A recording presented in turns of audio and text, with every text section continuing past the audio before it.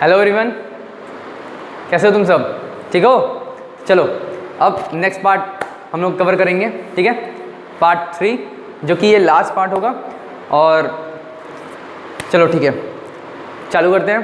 कहाँ से चालू करना है पता है ना? गोल्गी अपरेटस से, ठीक है? देखो Golgi apparatus, without wasting in time let's start revision.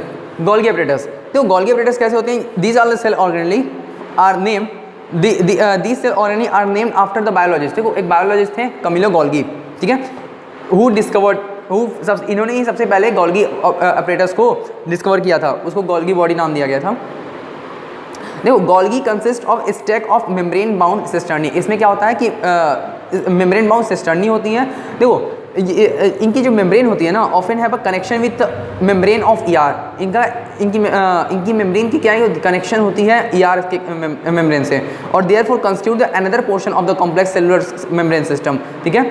देखो गोल्गी अपरेटस का जो फंक्शन होता है, इसमें क्या होता है? Storage, modification and packaging of the product in vesicle, और ये इन्वॉल्व होते हैं किसके फॉर्मेशन में? लाइसोसोम के फॉर्मेशन में, ठीक है? अब देखो नेक्स्ट हम लोग देखेंगे लाइसोसोम। लाइसोसोम क्या होता है? Lysosome are the membranous sac filled with enzyme. देखो जो लाइसोसोम होते हैं वो एक मेम्ब्रेनस सैक होते हैं जो बहुत सारे एंजाइम से क्या होते हैं? फिल्ड होते हैं। और ये एंजाइम जो होते हैं वो किसके बने होते हैं? RER के बने होते हैं, ठीक है? और देखो they are the kind of waste disposal system of the cell. ये कैसे होते हैं? ये वेस्ट, ठीक है, वेस्ट डिस्पोजल सिस्टम होते हैं सेल के। और ये हेल्प करते हैं to keep the cell clean by digesting any foreign material as well as worn out the cell organelle, ठीक है? देखो लाइसोसोम जो होती हैं उनके पास बहुत सारे हाइड्रोलिटिक एंजाइम होती हैं जो कैपेबल होता है डाइजेस्ट करने के लिए सेलुलर माइक्रो मॉलिक्यूल को। माइक्रो मतलब लार्ज मॉलिक्यूल को। देखो जब सेल डैमेज होता है, व्हेन सेल गेट डैमेज, ठीक है, जो लाइसोसोम होती है वो ब्रस्ट कर सकती हैं, may burst and its enzyme may digest the cell itself. Hence इसीलिए यही कारण है कि लाइसोसोम क्या बोलते हैं? सुसाइडल बैग बोलते हैं, ठीक है? अब देखो माइटोकॉन्ड्रिया, एक बात बताओ, माइटोकॉन्ड्रिया सिंगल लेयर होता है कि डबल? दो मेम्ब्रेन होती है ना, आउटर मेम्ब्रेन, इनर मेम्ब्रेन, अरे याद है, ठीक है? तो देखो माइटोकॉन्ड्रिया का दूसरा नाम क्या होता है? Power house of cell. याद रखना है इसको, पावर हाउस ऑफ सेल, ठीक है? तो माइटोकॉन्ड्रिया क्या होता है? सेलुलर माइटोकॉन्ड्रिया एक सेलुलर ऑर्गेनेली है जिनको क्या बोलते हैं हम लोग? पावर हाउस ऑफ सेल बोलते हैं। और ये बाउंडेड होता है किससे? डबल मेम्ब्रेन से बाउंडेड होता है। जो आउटर मेम्ब्रेन इनका होता है वो स्मूथ होता है, ठीक है? और जो अंदर की मेम्ब्रेन होती है, इनर मेम्ब्रेन, वो कैसी होती है? इज थ्रोन इनटू फोल्ड्स, जिसको क्या बोलते हैं हम लोग? क्रिस्टा, लिखा है ना, ठीक है? देखो जो क्रिस्टा होता है उसका काम ये होता है कि वो सरफेस एरिया को बढ़ा देता है, किसके लिए? सेलुलर रेस्पायरेशन के लिए। देखो माइटोकॉन्ड्रिया जो होती हैं वो क्या करती हैं? रिलीज करती है energy in the form of ATP molecule. जो माइटोकॉन्ड्रिया होती है वो ATP रिलीज करती है in the form of macromolecule. Sorry, जो माइटोकॉन्ड्रिया होती है वो रिलीज करती है energy in the form of ATP molecule, ठीक है? ATP का फुल फॉर्म एडिनोसिन ट्राइफॉस्फेट, लिख लो कॉपी पे। देखो ATP का मतलब जानते हो क्या होता है? ATP को हम लोग एक और चीज़ बोलते हैं, energy currency of the cell, ठीक है? देखो जो माइटोकॉन्ड्रिया होती है उसकी खुद की क्या होती है? DNA होती है, और DNA राइबोसोम होती हैं, और ये एबल होती है क्या बनाने के लिए? सम ऑफ देयर ओन प्रोटीन्स, ठीक है? अब बता देखो प्लास्टिड वैक्यूल्स। देखो प्लास्टिड क्या होता है? प्लास्टिड जो होती हैं वो प्रेजेंट होती है किसमें? सिर्फ देखो जो प्लास्टिड होती हैं वो सिर्फ और सिर्फ प्लांट सेल में प्रेजेंट होती हैं। देखो ये दो टाइप की होती हैं। एक सेकेंड,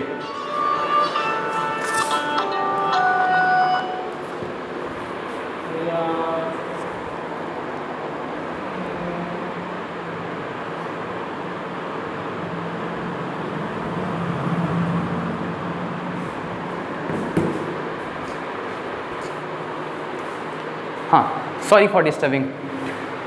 देखो प्लास्टिड, हम लोग कहाँ में थे? प्लास्टिड। देखो प्लास्टिड में क्या बोल रहा है?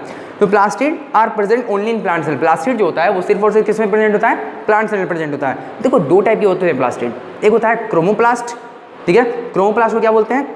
कलर्ड प्लास्टिड, ठीक है? और एक होता है ल्यूकोप्लास्ट जिसको क्या बोलते हैं? व्हाइट और कलरलेस प्लास्टिड। देखो प्लास्टिड जो होती है ना उसमें कुछ पिगमेंट होती हैं जिसको क्या बोलते हैं? क्लोरोफिल, ठीक है? जिसको क्या बोलते हैं? Chlorophyll. Plastid contain pigment called chlorophyll are known as chloroplast, ठीक है? देखो ये these are important for photosynthesis in plant. ये प्लांट में फोटोसिंथेसिस करते हैं, ठीक है? अब जाहिर सी बात है फोटोसिंथेसिस क्या होता है पता है ना? चलो हर एक चीज़ क्लास में डिस्कस किया हूँ, ये सिर्फ रिवीजन है, इसको देखो अच्छे से। अब देखो chromoplast are the organelle which provide bright colour to the plant. ये क्रोमोप्लास्ट जो होता है ना, ये कलर के लिए रिस्पॉन्सिबल होता है, याद रखना, ठीक है। ये ब्राइट कलर प्रोवाइड करता है प्लांट स्ट्रक्चर में, जैसे बर्ड हो गया, फ्लावर हो गया, एक्सेट्रा। देखो ल्यूकोप्लास्ट जो होती है एक ऐसी ऑर्गेनेली होती हैं जो स्टोर करता है स्टार्च, ठीक है, स्टार्च, ऑयल, प्रोटीन, ग्रैन्यूल्स, ठीक है। देखो प्लास्टिड में क्या होती है, plastid consist of numerous membrane layer embedded in the material called stroma, ठीक है। स्ट्रोमा क्या होता है, वो स्पेस बताया था ना क्लास में। देखो प्लास्टिड के पास क्या होता है ना, खुद की डीएनए और राइबोसोम्स होती हैं, ठीक है। अब देखो वैक्यूल, वैक्यूल क्या होता है, एक बार बताओ, बुक पढ़े हो? अरे क्लास में बताया हूँ मैं कि वैक्यूल, एक बार बताओ वैक्यूल क्या प्लांट, हाँ तुमसे पूछा हूँ, एक बार बताओ तुम, क्या वैक्यूल प्लांट और एनिमल दोनों प्रेजेंट होता है, कि सिर्फ एनिमल में प्रेजेंट होता है या फिर कि सिर्फ प्लांट में प्रेजेंट होता है? बताओ, हाँ तुम बताओ। तो देखो सोच लिए आंसर, अब सुनो आंसर क्या होता है। वैक्यूल जो होता है वो प्लांट में तो प्रेजेंट होता है, 50 to 90% वॉल्यूम जो होता है सेल का ना, वह वैक्यूल कवर कर लेता है।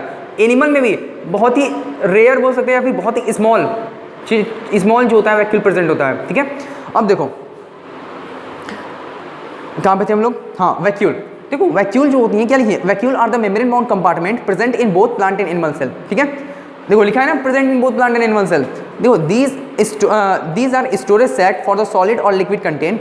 These are small size in animal cell while bigger in plant cell। लिखा है ना, स्मॉल साइज एनिमल सेल में होता है और बिगर होता है किसमें, प्लांट सेल में होता है। देखो प्लांट सेल में वैक्यूल जो होते हैं वो क्या होते हैं, फुल ऑफ सैप होते हैं और प्रोवाइड करते हैं turgidity and rigidity to the cell. ये ऑर्गेनेली जो होती हैं वो स्टोर करती है क्या, water, waste product and substance जैसे कि amino acid, sugar and protein. देखो इन सम यूनिसेलुलर ऑर्गेनिज्म, कुछ यूनिसेलुलर ऑर्गेनिज्म में एक स्पेशलाइज्ड वैक्यूल प्रेजेंट होता है जो इंपॉर्टेंट रोल प्ले करता है किसमें, expelling excess water and some waste from the cell. अब देखो यहाँ पे लास्ट स्लाइड है जो कि डिफरेंस बता रहा है किसके बीच में, प्रोकैरियोट्स और प्लांट सेल और एनिमल सेल के बीच में क्या रहा है, डिफरेंस बता रहा है। अच्छे से समझो प्लांट सेल और एनिमल सेल का डिफरेंस, ठीक है। प्लांट सेल में क्या है, प्लांट सेल में सेल वॉल होगा, एनिमल सेल में सेल वॉल नहीं होगा, ठीक है। प्लांट सेल में क्लोरोप्लास्ट प्रेजेंट होता है उनके सेल में, प्लांट सेल में, लेकिन एनिमल सेल में क्या क्लोरोप्लास्ट होगा क्या, नहीं ना, एनिमल सेल को फोटोसिंथेसिस करना है, नहीं ना। चलो ध्यान दो, प्लांट सेल में वैक्यूल लार्ज होगा, एनिमल सेल में वैक्यूल स्मॉल होगा, ठीक है। प्लांट सेल में सेंट्रियोल नहीं होता है, higher plants do not possess centriole, लेकिन एनिमल सेल में क्या होता है, सेंट्रियोल होता है, ठीक है। चलो ठीक है, ये एक आपका छोटा सा चैप्टर था, ठीक है, समरी था।